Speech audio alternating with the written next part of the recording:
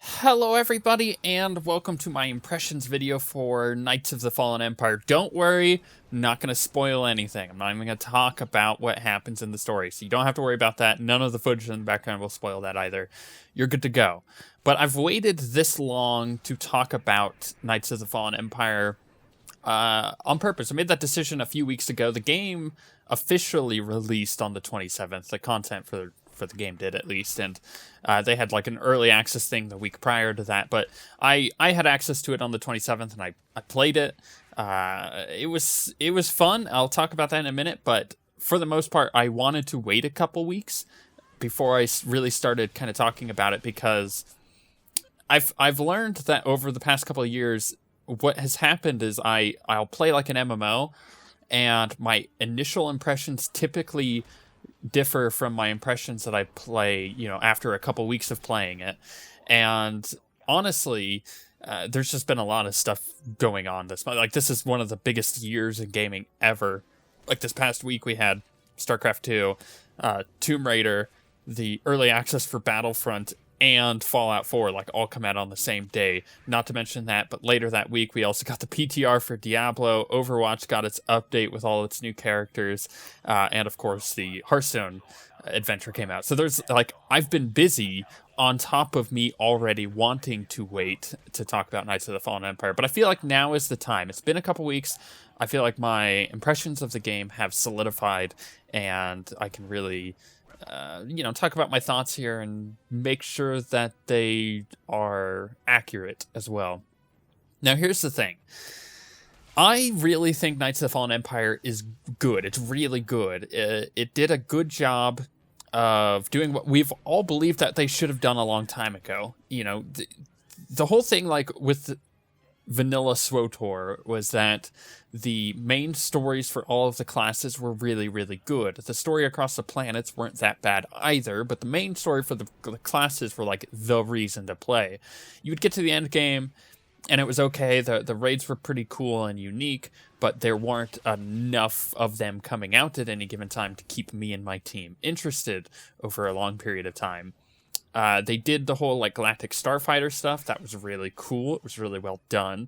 But then they moved on to, their other story stuff, including Shadows of Revan. But there was one theme that resonated throughout that entire process, was that everybody just wanted really good story content that was to the caliber of the original class stories, and we weren't getting it. So they decided to focus on doing that, finally, with Knights of the Fallen Empire, and they did a really good job. As a first crack at it, they did a good job.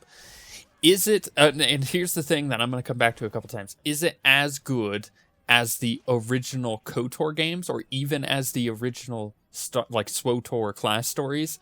No, I think the production quality is above that of which those other games were, but I think the storytelling isn't quite there yet, and that is because they have really drug it out over the course of their chapters they're putting out, and they've given us a limited. We have 9 chapters out of, like, the 18 or whatever that they're putting out. I don't remember the final number, and because we only have 9 chapters, you get to that 9th chapter, and that's when things kind of start getting good, like in chapter like 7, 8, 9, but it's kind of a slow burn until then. And the fact that they kind of saved moving on to that, it kind of sucks, right? Because you get to that chapter 9 and you're like, well, we're not going to get new chapters until, like, long after the Star Wars movies come out, because that's what they've already said. They're gonna take a break until the Star Wars movies comes out. Then they'll put out a couple more chapters, and I'll talk about how they're doing that in a moment. But for the most part, my general thoughts are the Knights of the Fallen Empire is good. The story is good. The characters are cool. They did a good job doing that. I do have an issue with the voice actor who plays Archon, which is one of the twins. If you saw the Sacrifice trailer, where you have, like, the 2 twin Force users, and then one of them, like, if you haven't seen that cinematic, go watch it. It was amazing. But the one that they use for Archon, his voice actor, it doesn't match the character. at all. That's like my only real gripe with the characters thus far, is that it feels weird anytime he talks, because you're like, that voice, it would be like if he had a Mickey Mouse voice, right? You're just like, that, I'm sorry, you guys did a really poor job of casting that character. The character itself is really cool, but they did a bad job of casting the voice actor for it, which is fine. I mean, they like have been batting 1,000 anyways with voice actors, so the fact that they missed one is it's okay, it's dismissible. But like I said, the story is it's a bit of a slow burn. For the most part, it is all very isolated, I think is a good word for it. You don't come across many other players. There are zones where you'll walk through and there will be other players, like as you're doing little quests, but for the most part, everything is very isolated and you're doing it off on your own.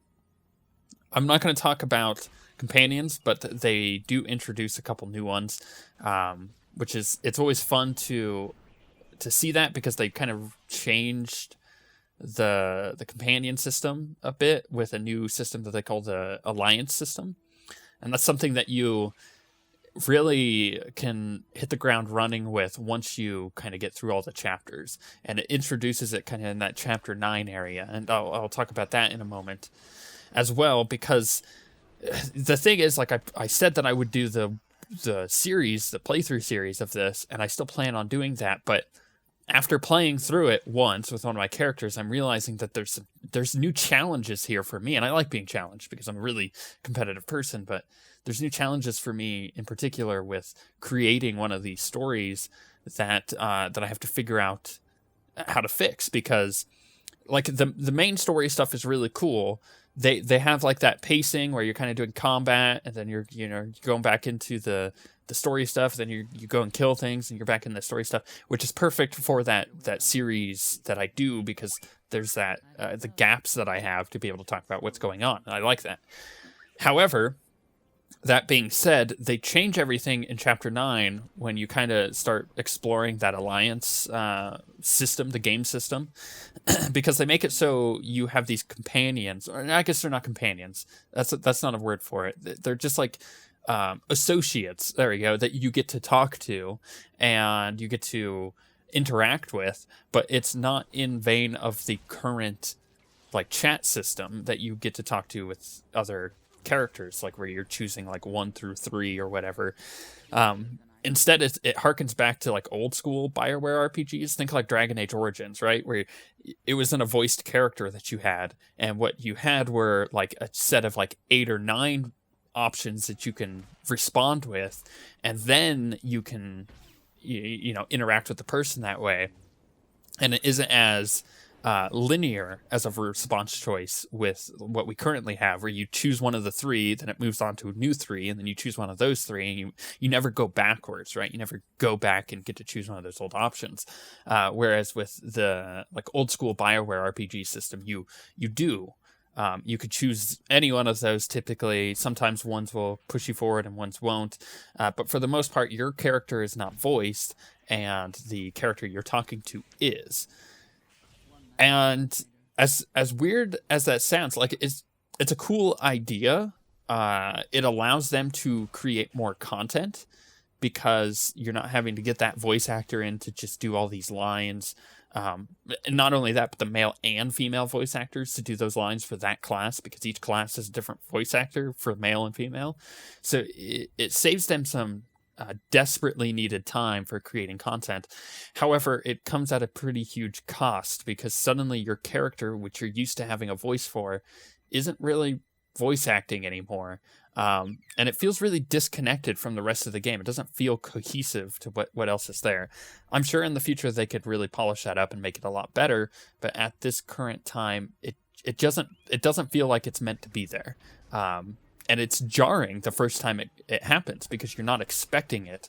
And you're like, wait, what's this? Like, did the chat system break? Like, if that's how a game system feels when it's introduced, it probably needs a bit more polish, or some like prior explanation, like, hey, like as a window, like, hey, this is going to happen. This is what this means. Whereas you, instead of going into it typically, because of the way the quests are set up, I can't really get into the layout of them, but when you go into them, it doesn't feel cohesive.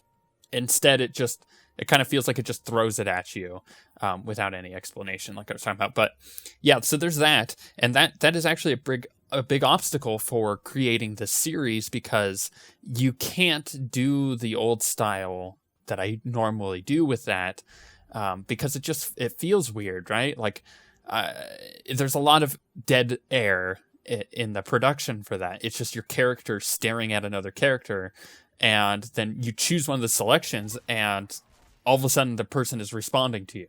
So not only do you have to have enough time, like in an editing sense, like if I'm getting in the gritty details here, in an editing sense, you have to have enough of that open for the people, for people who have a hard time reading, right? Because you want to be accessible, to be able to read through all of those without having to pause the video, which is a really difficult thing to balance, mind you. And then you get into the issue where, like, do you talk over that? Because it's just dead air, or your character staring at another character. It just feels weird. So one of the options that I've come up with how to solve this issue is doing a hybrid playthrough. We'll see what you guys think of this, but basically doing my styles that I've done for, like, the warrior, the agent, like Jedi-knight, like everything since the dawn of this series, like before my first, right after my first smuggler series, when I changed the way that I did it, to do that for the most part, for like all of the major story stuff, and then to do a live playthrough bit for all of the additional content that they throw in there.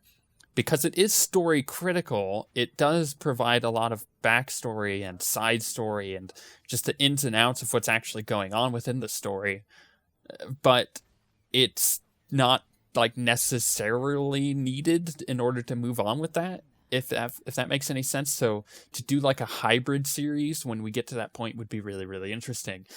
So what I've decided to do with that, because it is at the end of chapter 9, is what I'll probably do is play through chapter 1 to 9, and when I unlock that, not have any content on it at first. And this goes into the way that they're releasing the chapters. They're releasing them episodically. Again, I'll get into that in a minute, but what I would do is I would play through chapter 1 through 9, get that all done, put that series out, and then not touch the game at all until the rest of the chapters are done, then record all of that and be able to do that live stuff as well. That way I can kind of put that all together. That is actually a lot of production at a lot of time, and time is pretty valuable right now. So in order to do that once everything is out, instead of having to constantly come back to the game, I think it would make for a more cohesive experience on your guys' part for watching it. And for me, it would be a lot easier for me to do if it was all at once. So I think that's the goal. Now, how are they releasing this? So this is a bit of feedback for them, because it's terrible. It's actually the most awful thing I think I've seen them do since the dawn of the cartel market, when they said, hey, we're releasing the cartel market, but hey, if you're anything but a subscriber, you have to, like, purchase the ability to wear purple gear. You have to purchase the ability to hide your helmet. Like, this is some egregious free-to-play marketing stuff that is just, it pisses me off to think that that was even there to begin with and is still there. Is just annoying as heck. Anytime I suggest the game to people now, I go, make sure that as a PS, that you avoid the cartel market if you can, because it is just the most egregiously terrible thing that I've seen in a free-to-play game in a long time, looking back in hindsight, especially with all these really good ones coming out as of late. But that being said, with the chapter releases, the current marketing is so scummy. It's evil. It is evil marketing. What they say is that subscribers get Knights of the Fallen Empire for free, right? So that actually, because of the way it's phrased, I don't know about, like, other countries, because they obviously do localized languages there, but at least in the English language, that phrase, subscribers get it for free, leads you to believe that there is then another option, right? So that is option A. So what is option B? Turns out there is no option B. Subscribers get Knights of the Fallen Empire for free is actually a false statement, even though it's true. They get it for free, sure, by subscribing to the game, but they don't actually, because there is no other option. So hear me out on this. Instead of subscribers get it for free, it's subscribe to get Knights of the Fallen Empire. Right? There's a very clear thing there that is a line that needs to be drawn. It's not that subscribers get it for free, it's that you subscribe to get Knights of the Fallen Empire. There is a big difference because there is no other purchase option for this. On top of that, in the future, when new chapters come out, you don't get access to them. You don't own those chapters. They are not yours.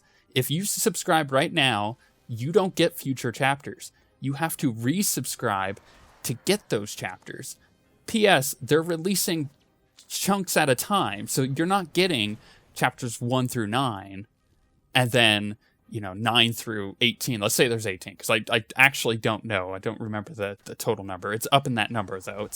It's high. So if they released it all at once, like the additional 9, then you would have to subscribe to get those 9 chapters. That's not the case though. Imagine, let's say for a second that they're going to release 3, right? That's a generous number for a chapter release like this. I don't want to say it because it'll probably curse it, but what if they only release 1, right? Then you're paying $15 for about an hour worth of content. If you're like an average player, about an hour is a chapter. So that's not a good deal. So let's say they put out 3. So you're paying $15 for 3 hours, plus whatever additional stuff come with the alliance stuff as that opens up. Sure, that's kind of getting into a better realm, but by the end of it, let's say there is 18, right? So you have to, and they're releasing it in 3s. So 3. In order to get to 18, you're releasing 3 more packs, right? So 9, and then 10, 11, 12, 13, 14, 15, 16, 17, and 18. So there's 3 releases there. That's $15, $30, $45, plus the $15 you spent to get the first 9. So you're looking at $60 here for this. And that's not bad, that's a normal expansion cost, but that's being generous, assuming that they release 3 at a time. They probably won't. So this kind of goes into like a weird, I'm not going down this business model because I see how big of a money grab this is and how bad it is. Like if they had just put out a thing that said, buy the entire expansion for $40, done. Totally would get that, because then you just have it. You don't have to worry about all this subscribing crap. I would probably subscribe anyways too. BioWare listened to this. I probably would, and you would probably get roughly the same amount of money out of me, but you would be on my good side, right? There's like a weird dichotomy here with how this is being handled and how they're marketing it. Like I said, when it says that subscribers get it for free, when that's not technically the case, because subscribers, you have to subscribe in order to get it. That's the only way to get it. It's like you're paying $15 to get it. So technically you're just paying $15 for Knights of the Fallen. Anyways, enough of that. But what my idea is, and what I'm going to do, and this ties into me waiting once again.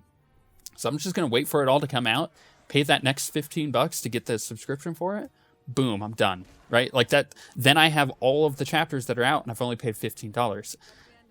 And all you have to do is wait just several more months.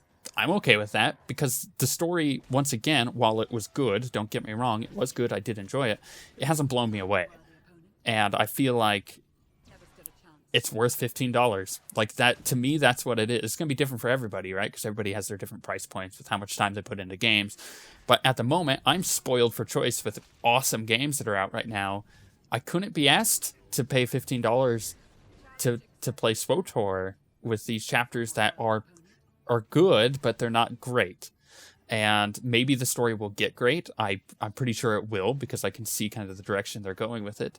But overall, I think the better payment option here for everybody involved, not just me, is to just, if you want to try out the first 9 chapters, see if it's cool, go ahead, right? If you haven't done it yet, go ahead. If you have done it, then you've already made your opinion on that. And then what you do is you just wait until all the chapters are out, then you pay that $15 to get them all. Otherwise, you're going to have to continue to subscribe to keep getting access to these new chapters coming out, which is ridiculous. Man, just talking about all that gets me frustrated and everything. It's just it's hard to muscle that was the way that they decided to do it. Honestly, it feels like there's a big disconnect between their marketing department, rather, the people who are handling the money side of things in the cartel market, and the actual design team. Like, I feel like there is a big difference there. They're not. It doesn't feel like they're communicating, and it feels like the people who are on the corporate side trying to make money for the game, and the game does make a lot of money, that they're trying to make the most out of it, but it feels like they have very little care for what the player feels. This is actually a good time to bring up, not to be like, oh, but Blizzard, but Blizzard did a really good job in a recent interview that I was watching with Wyatt Chang, who is one of the lead people on Diablo 3. And he was asked, in China, they have microtransactions in Diablo 3. So why don't they bring those to the US? And Wyatt had a really, really good response. And he said, it's because it goes all the way up to Mike Morhaime, who is the CEO, right? Mike believes this fully, and it trickles down all the way through the company, where they believe that the name on the box is a really important thing. When you see Blizzard on a box, you know that you're going to get really good quality. And in this case, with Reaper of Souls, what they've done for Diablo is not only did they fix the crappiness that was the base game in Diablo 3, but then they've constantly been putting out patches. We're going into patch 2.4 at this point, and none of this was paid for.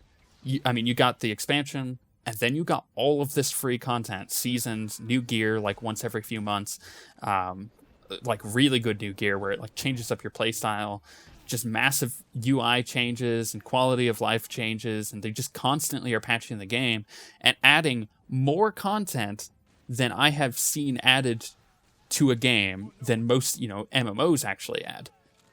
And Wyatt Chang just said it's more important for us to put that content out and for the player to come back and play it and see that small purchase that they made at the beginning to get that expansion is paying off in the long run, because they are getting way more content than they paid for. Because then it makes a loyal person out of that person. They're going to come back and they're going to play more of the games made by Blizzard, because they know that they're going to get that same level of quality and constant content updates that you see, in Diablo. And then maybe, Overwatch is going to come out, and then that's going to be in the back of your head like, oh, Diablo gets all these content patches, so Overwatch will too, because it's Blizzard. And it's really important for them to have that in your mind, because that makes a lifetime customer out of you, as opposed to trying to make a few extra dollars with doing the microtransaction shop. Granted, Blizzard has, while they are a business, right, they do have a lot of extra money just kind of about within the company, so they're able to make a little bit of a sacrifice like that and not have a microtransaction shop in Diablo 3. But at the same time, why couldn't other companies, try to do that? I would much rather prefer paying $40, even $60 in some cases, for a good expansion, than to have to go through this weird process of, it's releasing episodically, you have to pay to subscribe each month when the episodes come out. P.S. The time between those episodic releases is much longer than your subscription date, so you either have to stay subscribed or you have to just resubscribe when that stuff comes out. Just feels really scumbaggy to me, and I don't like that. And because of that, I am marking off huge points for Knights of the Fallen Empire. It's a good step in the right direction. It's got good storytelling, good characters. The quality of the storytelling and how they do it, the production quality, is 100 times better than they've ever done it before, which is really cool. But I feel like they need to step up the story a bit, focus on fixing some of these weird issues they have with the business model of this game, and then people will come back in droves and just play this stuff, like, without having to hesitate. The fact that I now have to hesitate coming back when all of this stuff comes out is a bad sign. It's not making a loyal customer over me who has paid a lot of money into this game to begin with, and I feel like I'm not getting as much back as I had invested and time invested, doing all these series. Overall, though, I will continue to put out the next series for this stuff. I think it would be really good, and that's definitely something you guys want to watch. And to me, that's the most important thing, is making something that you guys want to watch. And I feel like this is going to be no exception to that. But hopefully that summarizes my thoughts about it thus far without getting into any spoilers. And if you have any questions, ask them below, and I'll try to answer them without spoiling things. But if you have a spoilery question as to certain story stuff that I have already seen because I've played through it, then send a private message or send me a message on Twitter. That's a much better way of doing it, because I don't want people going into the comments and getting spoiled on the story if they're waiting for the whole thing to come out. But with that being said, we shall see you guys next time.